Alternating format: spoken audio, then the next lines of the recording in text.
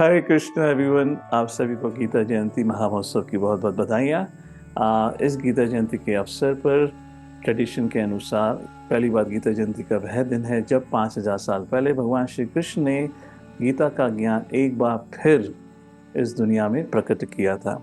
गीता के अनुसार, भगवद गीता के 4थे अध्याय के अनुसार भगवान श्री कृष्ण गीता का इतिहास बताते हैं। उस इतिहास पे हम आज शाम को चर्चा करेंगे। पर आज का जो सत्र है इसमें विषय है गीता के 108 महत्वपूर्ण श्लोकों को साथ में मिलकर उसका स्तोत्र करना या रिसाइट करना। तो आइए, श्लोका रिसाइट करने से पहले, भगवद गीता के प्रमुख श्लोकों को रिसाइट करने से पहले एक बार हम सब मिलकर प्रार्थना करते हैं। उसके बाद we'll all will recite important shlokas. ओम अज्ञानतिमिरन्धस्य ज्ञानाञ्जनशलाकया चक्षुरुन्मिलितं येन तस्मै श्री गुरवे नमः। नमो विष्णुपादाय कृष्णपृष्ठाय भूतले श्रीमते भक्ति वेदांत स्वामिनिति नामिने। नमस्ते सरस्वते देवे गौरवाणी प्रचारिणे निर्विशेष शून्यवादी पाश्चात्य देशतारिणे। जय श्री कृष्ण चैतन्य प्रभु नित्यानंद श्री अद्वैत गदाधर श्रीवासादि गौ भक्तवृंद। हरे कृष्णा कृष्णा कृष्णा हरे हरे, हरे राम राम राम हरे हरे। श्रीमद् भगवद गीता चैप्टर 1 श्लोक नंबर 1। धृतराष्ट्रवाच धर्मक्षेत्रे कुरुक्षेत्रे सामवेतायुत्सवः मामका पांडवश्चैव किं अकुर्वत Sanjaya. Bhagavad Gita chapter 2 verse number 7। Arjuna उवाच कार्पण्यदोषोपहता स्वभावः पृच्छामि त्वां धर्मसम्मूढचेतः यश्रेयस्यान्वेषितं ब्रूहि तन्मे शिष्यस्तेऽहं शाधिमां त्वां प्रपन्नम्। Bhagavad Gita chapter 2 verse number 11। Shri भगवान उवाच असोच्छानन्दसूचस्त्वं प्रज्ञवादां च भाषसे गतासुन्नागतासुंश्च नानुशोचन्ति पंडितः। 2.12। श्री भगवान उवाच ना तु एवाहं जातु नाशं ना तुम नेमे जनाधिपाः न चैवा न भविष्यामः सर्वे वयम् अथा परहम्। 2.13। देहिनोऽस्मिन् यथा देहे कौमारं यौवनं जरा तथा देहान्तरा प्राप्तिर्धीरस्तत्र न मूयते। 2.14। मात्रस्पर्शास्तु कौन्तेय शीतोष्णा सुखदुःखदा आगमापायनो नित्यास्तां तितिक्ष्व भारतः। 2.20। न जायते म्रियते वा कदाचन नायं भूत्वा भवित्वा न भूयः अजो नित्यशाश्वतोऽयं पुराणो न हन्यते हन्यमाने शरीरे। वासांसि जीर्णानि यथा विहाय नवानि गृह्णाति नरोपराणि तथा शारीराणि विहाय जीर्णानि अन्यानि संयाति नवानि देहि।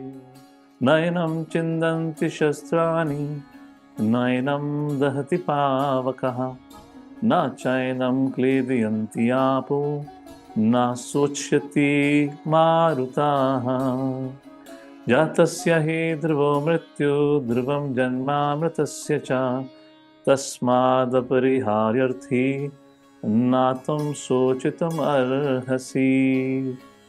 भगवद गीता 2.30 श्री भगवान वाचा देहि नित्यम अबोध्ययम देहे सर्वस्य भारत तस्मात् सर्वाणि भूतानि न त्वं शोचितुम् अर्हसि। भगवद गीता 2.40 नेहाभिक्रम नाशोऽस्ति प्रत्यवायो न विद्यते स्वल्पम् अप्यस्य धर्मस्य त्रायते महतो भयात्। भगवद गीता 2.41 श्री भगवान वाचा व्यवसायात्मिका बुद्धिः एकः कुरु नन्दना बहुशाखाः हनन्तश्च बुद्धयो व्यवसायिनाम्। भगवद गीता 2.44 श्री भगवान वाचा भोगेश्वर प्रसक्तानां तया अपरित चेतसां व्यवसायात्मिका बुद्धिः समाधौ न विधीयते। भगवद गीता 2.45 श्री भगवान वाचा त्रैगुण्य विषया वेदा निस्त्रैगुण्यो भवार्जुन निर्द्वन्द्वो नित्यसत्त्वस्थो निर्योगक्षेमम् आत्मवान्। भगवद गीता 2.46 श्री भगवान उवाच यावान् जगदपाने सर्वतः संप्लुतोदके तावान् सर्वेषु वेदेषु ब्राह्मणस्य विजातः। 2.59 विषया विनिवर्तन्ते निराहारस्य देहिनः रसवर्जं रसोपस्य परं द्रष्टा निवर्तते। 2.62 ध्यायते विषयान् पुंसः संगस्तेस्तुपजायते संगास्तजायते कामः कामात् क्रोधोद्विजायते। 2.63 को क्रोधात् भवति सम्मोहः सम्मोहात् स्मृतिविभ्रमः स्मृतिभ्रंशात् बुद्धिनाशो बुद्धिनाशात् प्रणश्यति। 2.64 रागद्वेष विमुक्तेषु विषयानिन्द्रियैश्च आत्मवश्य विदयात्मा प्रसादम् अधिगच्छति। भगवद गीता 2.69 या नशा सर्वभूतानां तस्यां जागरति संयमी यस्यां जागृति भूतानि सा नशा पश्यतो मुने यज्ञार्थात् कर्मणोऽन्यत्र लोकोऽयं कर्मबन्धनः तदर्थं कर्म कौन्तेय मुक्तसङ्गः समाचर। भगवद गीता 3.14 अन्नाद् भवन्ति भूतानि पर्जन्यादन्न संभवः यज्ञाद् भवति पर्जन्यो यज्ञः कर्म समुद्भवः। भगवद गीता 3.21 यद् यद् आचरति श्रेष्ठस्तत्तद् एवेतरो जनः स यत् प्रमाणं कुरुते लोकस्तद् अनुवर्तते। भगवद गीता 3.27 प्रकृतेः क्रियमाणानि गुणैः कर्माणि सर्वशः अहंकार विमूढात्मा कर्ताहम् इति मन्यते। भगवद गीता 3.37 श्री भगवानुवाच काम एषा क्रोध एषा रजोगुणा समुद्भवा महाशनो महापाप्मा विधेयेनम् इह वैरिणम्।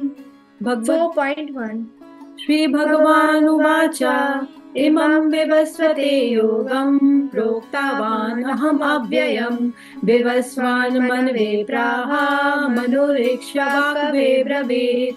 4.2 एवं परम्परा प्राप्तम् इमं राजर्षयो विदु सा कालेन इहा मेता योगो नष्टः परन्तप।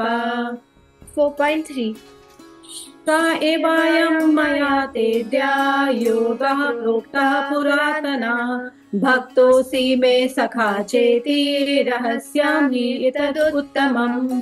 4.6 अजोऽपि सन् अव्ययात्मा भूतानाम् ईश्वरोऽपि सन् प्रकृति स्वामधिष्ठाय सम्भवाम्यात्ममायया। भगवद्गीता 4.7 यदा यदा हि धर्मस्य ग्लानिर्भवति भारत अभ्युत्थानम् अधर्मस्य तदात्मानं सृजाम्यहम्। भगवद्गीता 4.8 परित्राणाय साधूनां विनाशाय च दुष्कृतां धर्म संस्थापनार्थाय संभवामि युगे युगे। जन्म कर्म च मे दिव्यम् एवं यो वेत्ति तत्त्वतः त्यक्त्वा देहं पुनर्जन्म नैति मामेति सोऽर्जुन। वीतराग भयक्रोधा मन्मया मामुपाश्रितः बहवो ज्ञानतपसा पूता मद्भावम् आगतः। ये यथा मां प्रपद्यन्ते तां तथैव भजाम्यहम्। मम वर्त्मानुवर्तन्ते मनुष्यः पार्थ सर्वशः। भगवद्गीता 4.13 श्री भगवानुवाच चातुर्वर्ण्यं मया सृष्टं गुणकर्म विभागशः तस्य कर्तारमपि मां विद्य कर्तारमव्ययम्। तद्विधि प्रणिपातेन परिप्रश्नेन सेवया उपदेक्ष्यन्ति ते ज्ञानं ज्ञानिनां तत्त्वदर्शिनः। भगवद्गीता 5.18 विद्या विनय संपन्ने ब्राह्मणे गविहस्तिनि शुनि चैव स्वपाके च पंडिता समदर्शिनः। भगवद्गीता 5.22 ये हि संस्पर्शजा भोगा दुःखयोनय एव ते आद्यन्तवन्त कौन्तेय न तेषु रमते बुधः। भोक्तारं यज्ञतपसां सर्वलोकमहेश्वरं सुहृदं सर्वभूतानां ज्ञात्वा मां शान्तिमृच्छति। Bhagavad Gita, chapter number 6, shloka number 17. Shri Bhagavan Uvacha Yuktahara Viharasya Yuktachetasya Karmasu Yuktaswapna Vabodhasya Yogo Bhavati Dukkhaha. Shri Bhagavan Uvacha Prapya Punna Kritam Lokam Ushitva Shashvata Samaha Suchinam Shrimatam Gehe Yoga Brashto Bijayate.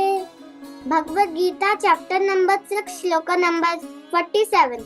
Shri Bhagavan Uvacha Yogi Namapi Sarvesham Madgatanna Atmanaha Shraddhavan Bhajate Yomam Samekta Tamomataha. Bhagavad Gita chapter 7 shloka number 3 Shri Bhagavan Uvacha Manushyanam sahasreshu kashit yatati siddhaye yatatamapi siddhanam kashit mam veti tattvataha.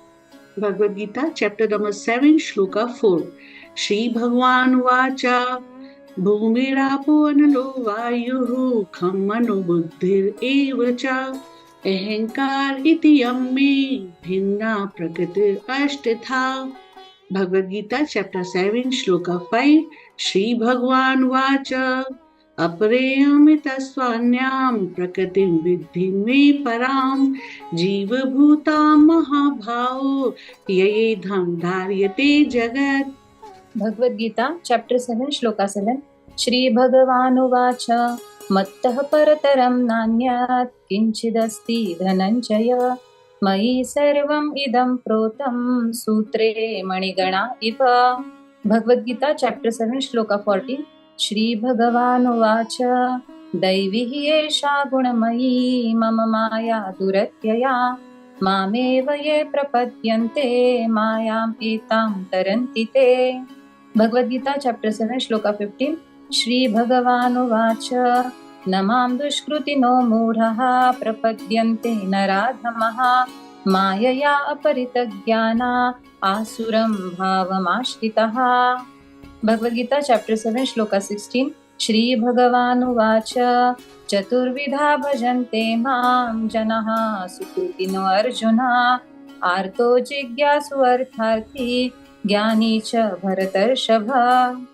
Bhagavad Gita chapter number 7 19th श्लोक बहूनां जन्मनामन्ते ज्ञानवान् मां प्रपद्यते वासुदेवः सर्वमिति समहात्मा सुदुर्लभः नाहं प्रकाशः सर्वस्य योगमाया समावृतः मूढोऽयं नाभिजानाति लोको मामजमव्ययम् वेदाहं समतीतानि वर्तमानानि चार्जुन भविष्यानि च भूतानि मां तु वेद न कश्चन इच्छाद्वेषसमुत्थेन द्वन्द्वमोहेन भारत सर्वभूतानि सम्मोहं सर्गे यान्ति परन्तप येषां त्वन्तगतं पापं जनानां पुण्यकर्मणां ते द्वन्द्वमोहनिर्मुक्ताः भजन्ते मां दृढव्रताः। Chapter 8, 5th shloka. अंतकाले च मामेव स्मरन् मुक्त्वा कलेवरम् यप्रयाति समद्भावम् याति नास्ति यत्र संशयः यं यं वापि स्मरन् भावम् त्यजति हन्ते कलेवरम् तं तमेवैति कौन्तेय सदा तद्भावभावितः तस्मात् सर्वेषु कालेषु मामनुस्मरयुध्य च मयि अर्पितमनो बुद्धिर्मामेवैष्यस्य संशयः अनन्यचेता सततं यो मां स्मरति नित्यशः तस्याहं सुलभः पार्थ नित्ययुक्तस्य योगिनः मामुपेत्य पुनर्जन्म दुःखालयम् अशाश्वतम् नाप्नुवन्ति महात्मानः संसिद्धिं परमां गताः आब्रह्म भुवना लोका पुनरावर्तिनो अर्जुना मामुपेत्य तु कौन्तेय पुनर्जन्म न विद्यते वेदेषु यज्ञेषु तपस्सु चैव दानेषु यत् पुण्यफलं प्रदिष्टम् अत्येति तत्सर्वमिदं विदित्वा योगी परं स्थानमुपैति चाद्यम् राजविद्या राजगुह्यं पवित्रम् इदमुत्तमं प्रत्यक्षावगं धर्म्यं सुसुखं कर्तुमव्ययम् मया तदमितं सर्व जगदव्यक्तमूर्तिना मत्सानि सर्वभूतानि न चाहं तेषु वस्थितः। श्रीभगवानुवाच मया दक्षेण प्रकृति सूयते सचराचरं हेतुनानेन कौन्तेय जगद्वीप परिवर्तते। श्री भगवानुवाच जानन्ति मां मूढा मानुष्यं तनुमाश्रितं परं भावम् अजानन्तो मम भूतमहेश्वरम्। श्लोक 12 श्री भगवानुवाच मोघाशामोघकर्माणो मोघज्ञानाविचेतसः राक्षसीम् आसुरीं चैव प्रकृतिं मोहिनीं श्रितः। श्लोक 13 श्री भगवानुवाच महात्मानस्तु मां पार्था दैवीं प्रकृतिम् आश्रितः भजन्त्य अनन्या मनसो ज्ञात्वा भूतादिम् अव्ययम् सततं कीर्तयन्तो मां यतन्तश्च दृढव्रतः नमस्त्यन्तश्च मां भक्त्या नित्ययुक्ता उपासते। अहं हि सर्वयज्ञानां भोक्ता च प्रभुरेव च नातु मां जानन्ति तत्ते नातश्वयन्ति ते। श्री भगवानुवाच यान्ति देवव्रता देवान् पितॄन् यान्ति पितृव्रतः भूतानि यान्ति भूतेज यान्ति मध्यजनोऽपि पाम्। 9.26 श्री भगवानुवाच पत्रं पुष्पं फलं तोयं यो मे भक्त्या प्रयच्छति तद् अहं भक्तोपारतम् अश्नामि प्रयात्मना। भगवद गीता 9.27 श्री भगवानुवाच यत् करोषि यत् नासि यत् जुहोषि ददासि यत् तपस्यसि कौन्तेय तत् कुरुष्व मदर्पणम्। भगवद गीता 9.29 श्री भगवानुवाच सम्मोहं सर्वभूतेषु नामे द्योषस्ति न प्रियः ये भजन्ति तु मां भक्त्या मयि तेषु चाप्यहम्। भगवद गीता 9.30 श्री भगवानुवाच अपि चेत् सुदुराचारो भजते माम् अनन्यभाक् साधुरेव समन्तव्य सम्यग् व्यवसितो हि सः।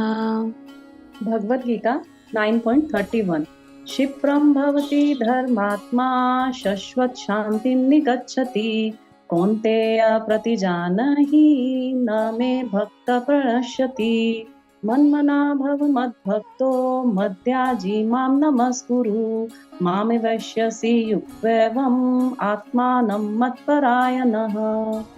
अहं सर्वस्य प्रभवो मतः सर्वं प्रवर्तते इति मत्वा भजन्ते मां बुधा भावसमन्वितः मच्चित्ता मद्गता प्राणा बोधयन्त्य परस्परं कथयन्तश्च मां नित्यं तुष्यन्ति च रमन्ति च। श्रीभगवानुवाच तेषां सततयुक्तानां भजतां प्रीतिपूर्वकं ददामि बुद्धियोगं तं येन मम उपलभ्यते। तेषामेवानुकम्पार्थमहम् अज्ञानजनं तमः नाशयाम्यात्मभावस्थो ज्ञानदीपेन भास्वता। भगवद्गीता 10.12। अर्जुन उवाच परं ब्रह्मा परं धाम पवित्रं परं भवान् पुरुषं शाश्वतं दिव्यम् आदिदेवम् अजं विभुम्। भगवद्गीता 10.13। अर्जुन उवाच आहुस्त्वां ऋषयः सर्वे देवर्षिर्नारदस्तथा असितो देवलो व्यासः स्वयं चैव ब्रवीषि मे। भगवद्गीता 10.41। श्रीभगवानुवाच यद्यद् विभूतिमत्तत्त्वं श्रीमदूर्जितमेव वा तत् देवावगच्छत्वं मम तेजो असम्भवम्। भगवद्गीता 11.54। श्रीभगवानुवाच भक्त्या तु अनन्या शक्य अहम् एवं विधि अर्जुन ज्ञातुं द्रष्टुं च तत्त्वेन प्रवेष्टुं च परन्तप। मत्कर्म करणमत्परमो मद्भक्ता सङ्गवर्जितः निर्वैरः सर्वभूतेषु यः स मामेति पाण्डव। भगवद्गीता 12.5 श्रीभगवानुवाच क्लेशोऽधिकतरस्तेषाम् अव्यक्तासक्तचेतसाम् अव्यक्ता हि गतिर्दुःखम् देहवद्भिरवाप्यते मय्येव मन आधत्स्व मयि बुद्धिं निवेशय निवसिष्यसि मय्येव अत ऊर्ध्वं न संशयः अथ चित्तं समाधातुं न शक्नोषि मयि स्थिरम् अभ्यासयोगेन ततो मामिच्छाप्तुं धनञ्जय अभ्यासेऽप्यसमर्थोऽसि मत्कर्म परमो भव मदर्थमपि कर्माणि कुर्वन् सिद्धिमवाप्स्यसि। सर्वयोनिषु कौन्तेय मूर्तया सम्भवन्ति या तासां ब्रह्ममय योनिरहं बीजप्रदापिता। भगवद्गीता 14.26 श्रीभगवानुवाच मां च यो व्यभिचारेण भक्तियोगेन सेवते सगुणान् समतीतान् ब्रह्मभूयाय कल्पते। भगवद्गीता 14.27 श्रीभगवानुवाच ब्राह्मणो हि प्रतिष्ठाहम् अमृतस्य व्यवस्य च शाश्वतस्य च धर्मस्य सुखस्य यान्ति तस्य च। भगवद्गीता 15.5 श्रीभगवानुवाच निर्माणमोहा जितसङ्गदोषा अध्यात्मनित्या विनिवृत्तकामा द्वन्द्वे विमुक्ता सुखदुःखसंज्ञे गच्छन्ति मूढा पदमव्ययं तत्। भगवद्गीता 15.6 श्रीभगवानुवाच न तद्भासयते सूर्यो न शशाङ्को न पावकः यद्गत्वा न निवर्तन्ते तद्धाम परमं मम। भगवद गीता चैप्टर 15 श्लोक 7 श्रीभगवानुवाच ममेवांशो जीवलोके जीवभूतः सनातनः मनः षष्ठानि इन्द्रियाणि प्रकृतिस्थानि कर्षति। भगवद गीता चैप्टर 15 श्लोक 15। श्री भगवानुवाच सर्वस्य चाहं हृदि सन्निविष्टो मत्तः स्मृतिर्ज्ञानम् अपोहनं च वेदैश्च सर्वैरहम् एव वेद्यो वेदांत कृद वेद विद एव चाहम्।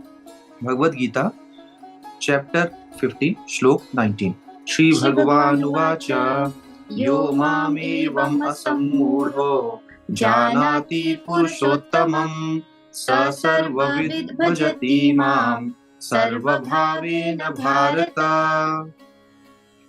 भगवद गीता चैप्टर 18 श्लोक 42।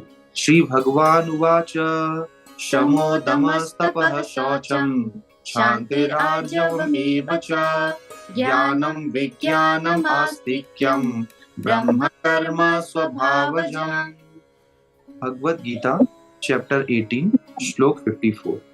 श्री भगवानुवाच ब्रह्मभूतः प्रसन्नात्मा न शोचति न काङ्क्षति समः सर्वेषु भूतेषु मद्भक्तिं लभते पराम्। भगवद गीता 18.55 श्री भगवानुवाच भक्त्या माम् अभिजानाति यावान् याश्चास्मि तत्त्वतः ततो मां तत्त्वतो ज्ञात्वा विशते तद् अनन्तरम्। 18.58 श्री भगवानुवाच मच्चित्ता सर्वदुर्गाणि मत्प्रसादात् तरिष्यसि अथ चेत् त्वाम् अहङ्कारान् न श्रोष्यसि विनक्ष्यसि। भगवद गीता 18.61 श्री भगवानुवाच ईश्वर सर्वभूतानां हृद्देशे अर्जुन तिष्ठति ब्राह्मयान् सर्वभूतानि यन्त्रारूढानि मायया।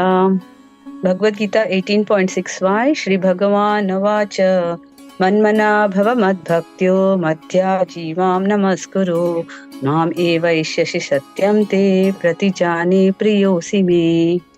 भगवद गीता 18.66 श्री भगवानुवाच सर्वधर्मान् परित्यज्य मामेकं शरणं व्रज अहं त्वां सर्वपापेभ्यो मोक्षयिष्यामि मा शुचः। श्री भगवानुवाच या इदं परमं गुह्यं मद्भक्तेष्वभिधास्यति भक्तिं मयि परं कृत्वा मामेवैष्यति संशयः। भगवद गीता चैप्टर 18 श्लोका नंबर 69। श्री भगवानुवाच न च तस्मान् मनुष्येषु कश्चिन्मे प्रियकृत्तमः भविता न च मे तस्मात् अनया प्रियतरो भुवि। संजय उवाच यत्र योगेश्वरः कृष्णो यत्र पार्थो धनुर्धरः तत्र श्रीर्विजयोर्भूतिर्ध्रुवा नीतिर्मतिर्मम। हरे कृष्णा कृष्णा कृष्णा हरे हरे राम हरे राम राम राम हरे गीता जयंती महामहोत्सव की जय। गुरु श्रील प्रभुपाद की जय। Hare Krishna will meet today evening for a topic or discussion on Gita ka Itihas. Thank you all for joining. Hare Krishna.